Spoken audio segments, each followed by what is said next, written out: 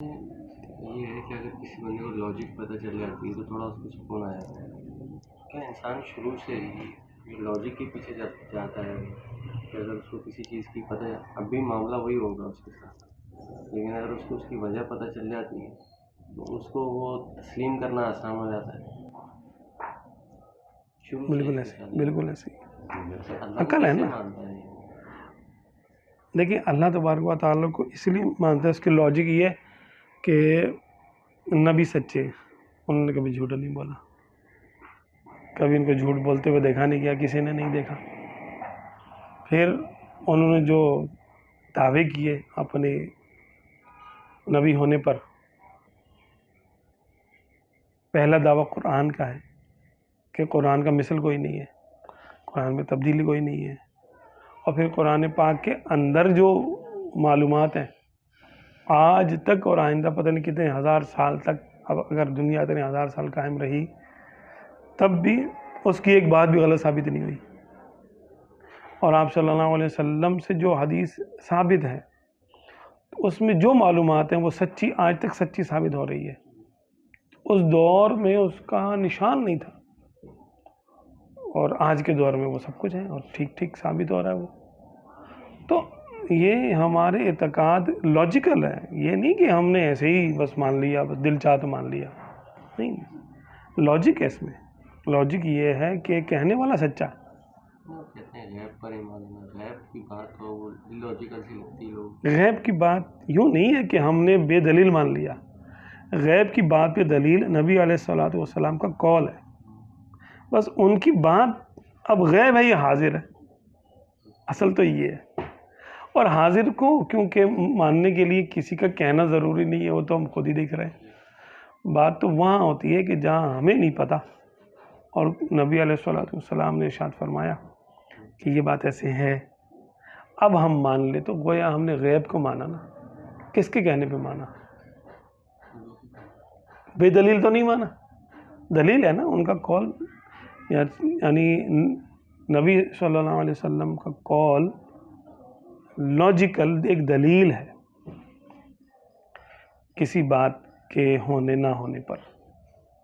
اگر وہ فرما دے کہ یہ ہے تو ہے، فرما دے نہیں ہے تو نہیں ہے. دنیا میں کتنی باتیں ہم دوسروں کے کہے سے مانتے ہیں. جیسے لوگ کہتے ہیں کہ فلاں فلاں کا باپ ہے تو مانتے ہیں. آج اتوار کا دن ہے، کیا دلیل ہے اس پر؟ لوگ کہتے ہیں آج اتوار کا دن ہے تو ہمارے سارے معاملات اسی پہ ہیں کہ ہاں جی آج اتوار کا دن ہے، آج فلاں مہینے کی فلاں تاریخ ہے. حتیٰ ہے کہ چاند کی گواہی بھی لوگ ہی دیتے ہیں، فلاں تاریخ کا چاند ہے، فلاں تاریخ کا چاند ہے. تو حج ہے، قاتل مقتول، چوری کے معاملات، شراب کی گواہ، نکاح کے گواہ، تو کہنے پر ہی رکھا گیا نا معاملات کو، گواہوں پہ کہ گواہ کون ہے اس کا. اس کا کردار لاجک، ہاں اس کا کردار کیا ہے. فلاں چیز کو ہم قرآن مانتے ہیں، فلاں چیز کو حدیث مانتے ہیں. تو کیوں؟ ایک ہی دہان اقدس سے نکلے ہوئے کلمات ہیں. کیونکہ آپ صلی اللہ علیہ وسلم سے ثابت ہے کہ یہ حصہ قرآن ہے اور یہ حصہ قرآن نہیں ہے، یہ حدیث ہے. تو یہی بات ہے کہ لاجک ہے گواہ کا مضبوط ہونا.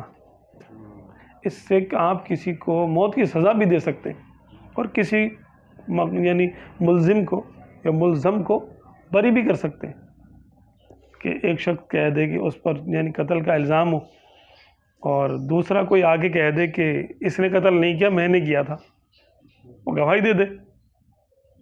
تو اگرچہ اپنے تو خلاف گواہی دے رہا ہے وہ، اور دوسرے کے حق میں گواہی دے رہا ہے وہ، تو کیا مقدمہ چینج نہیں ہو جائے گا؟ اب کس وجہ سے اس کو چھوڑا جا رہا ہے؟ ملزم اول کو دوسرے کی گواہی سے. تو گواہی سے ہی ہیں سارے معاملات دنیا کے. تو آخرت کے معاملات کے لیے اللہ نے اپنے گواہ بنا کے بھیجے. وہ گواہ کون ہے؟ انبیاء کرام. اور لاجک ان کا یہ کہ ان کا کردار ہی لاجک ہے. اشرف خاندان میں ہوتے ہیں، اچھے خاندانوں میں ہوتے ہیں، ان پہ کوئی تہمت ہی نہیں ہوتی کسی طرح کی، ان کے کردار میں کوئی جھول نہیں تلاش کر سکتا. ہر نبی صادق اور امین ہوتے ہیں.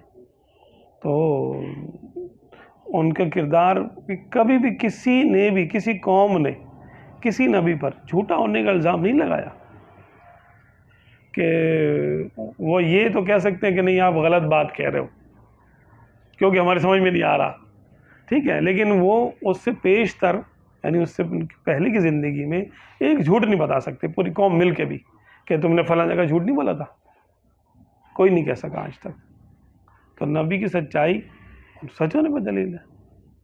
تو اس طرح ہمارے آقا صلی اللہ علیہ وسلم بھی وَقَدْ لَبِثْتُ فِيكُمْ عُمُرًا، ہاں کہ میں نے تم پر، تمہارے درمیان میں نے ایک عمر گزاری ہے. تو گویا یوں ہے کہ کیا تم مجھے جانتے نہیں، میں کوئی جھوٹ بولتا ہوں؟ کسی نے مجھے جھوٹ بولتے ہوئے دیکھا کبھی؟